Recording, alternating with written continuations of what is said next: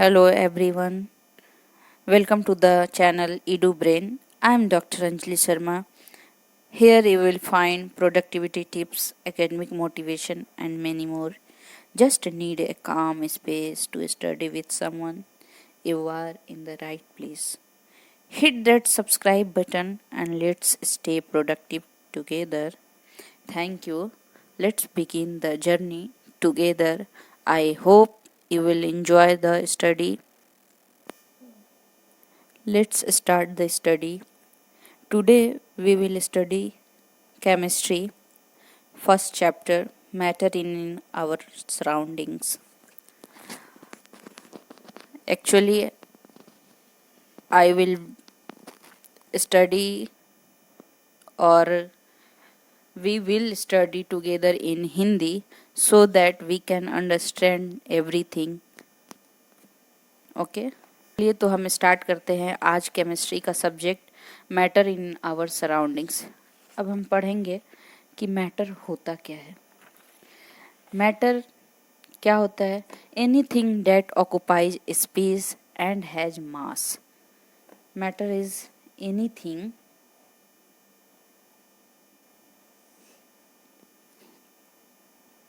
that occupies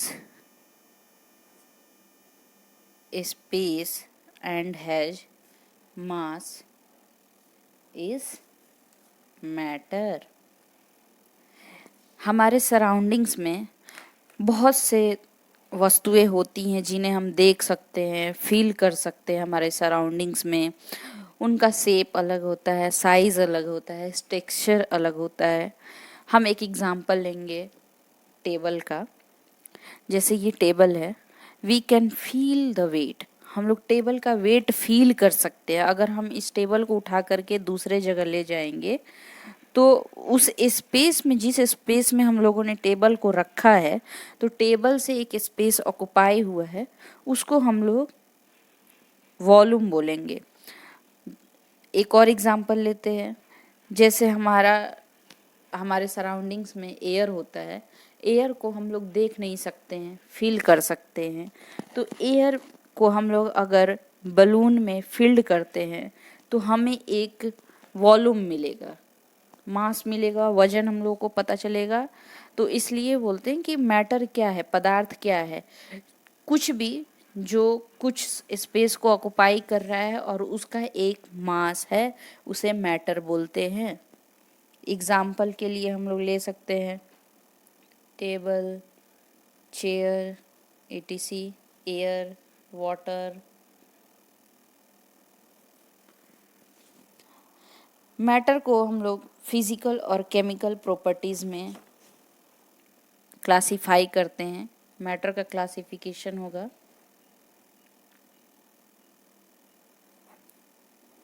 physical nature के according.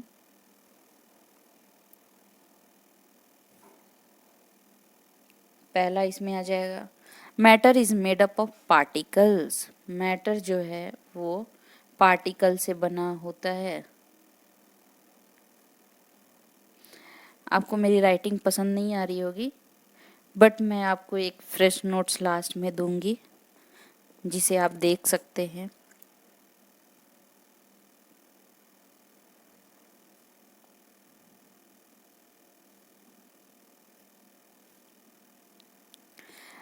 Matter क्या होता है? मैटर छोटे छोटे टाइनी पार्टिकल से बना होता है।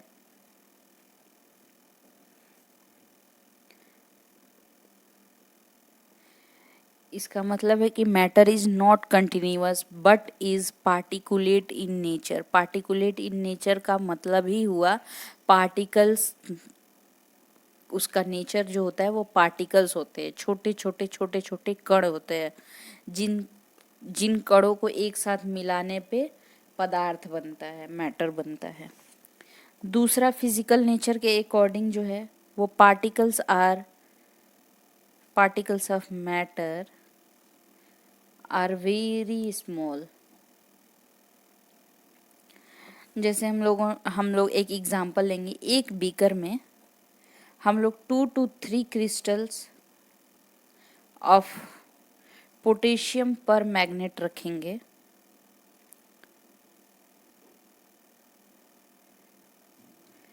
100 ml वाटर में हम लोगों ने 2 to 3 क्रिस्टल ऑफ पोटेशियम, एक बीकर में हम लोगों ने 100 ml वाटर लिया, उसमें 2 to 3 क्रिस्टल हम लोगों ने पोटेशियम परमैंगनेट को ऐड किया, जिसका कलर जो है वो पर्पल कलर है। अब हम लोगों ने इस बीकर से ही 10 ml वाटर को ट्रांसफ़र किया अनदर बीकर में, जिसमें 90 ml ऑफ क्लियर वाटर है।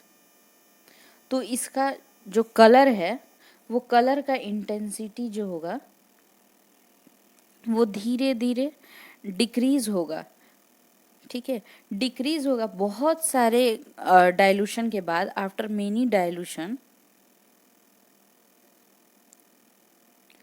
कलर जो होगा ना वो, अब आप सोचेंगे कलर डिसअपियर हो जाएगा, बट कलर डिसअपियर नहीं होगा, फेडअप हो जाएगा।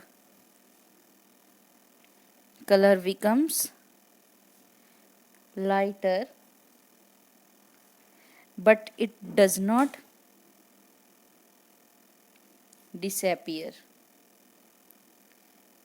10 बार 15 बार इसी बीकर से हम लोग फिर वाटर को लेंगे, दूसरे बीकर में डालेंगे उस क्लियर वाटर में, तो एट द एंड हमें क्या रिजल्ट मिलेगा कि इंटेंसिटी जो है वो डिक्रीज हो रहा है, बट पूरी तरह से कलर क्लियर नहीं होगा वाटर का। इसीलिए इससे पता चलता है हमें कि पार्टिकल जो है वो बहुत ही स्मॉल होते हैं। ये हमारा जो था एक फिजिकल नेचर पे था मैटर का क्लासिफिकेशन। सेकंड हमारा आता है केमिकल नेचर। केमिकल नेचर में हमारा फर्स्ट आता है particles of matter have space between them. Particles of matter have space between them। दो मैटर है, कोई भी टेबल का ले लो एग्जाम्पल, या चेयर का या एयर का। एयर में भी बबल्स होते हैं, उनके बीच में स्पेस होता है, उसी स्पेस को बोल रहे हैं कि दो पार्टिकल्स के बीच में स्पेस होता है। सेकंड बोल रहे हैं particles of matter are continuously moving।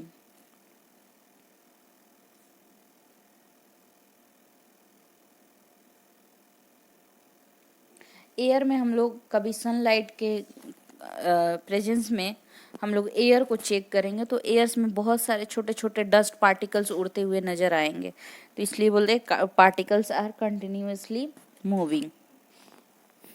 Now we will study about something called diffusion, then osmosis,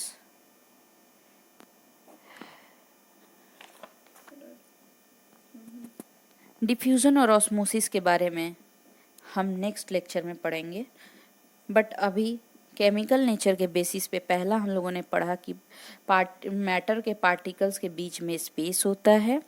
second कि पार्टिकल्स जो है वो कंटिन्यूसली मूव करते हैं, and third particles of matter attracts each other. Particles of matter attracts each other. Now इसका कहने का मतलब है कि जैसे हम एक एग्जाम्पल लेते हैं मैग्नेट का, मैग्नेट एक दूसरे को अट्रैक्ट करते हैं, तो इसमें हम लोग आगे नेक्स्ट लेक्चर में हम लोग ये भी पढ़ेंगे कि अट्रैक्ट किस फोर्स के थ्रू हो रहा है। पार्टिकल्स का जो मैटर का पार्टिकल्स है वो एक दूसरे के लिए अट्रैक्ट हो रहे हैं एक दूसरे के प्रति, तो उसका जो फोर्स है वो कौन सा फोर्स है, तो हम लोग पढ़ेंगे cohesive force and adhesive force. मैं एक छोटा सा बता दे रही हूँ, नेक्स्ट हम लोग पढ़ेंगे ही। कोहेसिव फोर्स जो होता है वो फोर्स ऑफ अट्रैक्शन होता है सेम सब्सटेंस के मॉलिक्यूल्स के बीच में। एडहेसिव फोर्स जो होता है वो डिफरेंट सब्सटेंस के मॉलिक्यूल्स के बीच में जो फोर्स ऑफ अट्रैक्शन होता है उसे हम लोग एडहेसिव फोर्स कहते हैं। इसको हम लोग नेक्स्ट लेक्चर में क्लियरली पढ़ेंगे। आज के लिए इतना ही, क्योंकि ये हमारा फर्स्ट लेक्चर है। Thank you.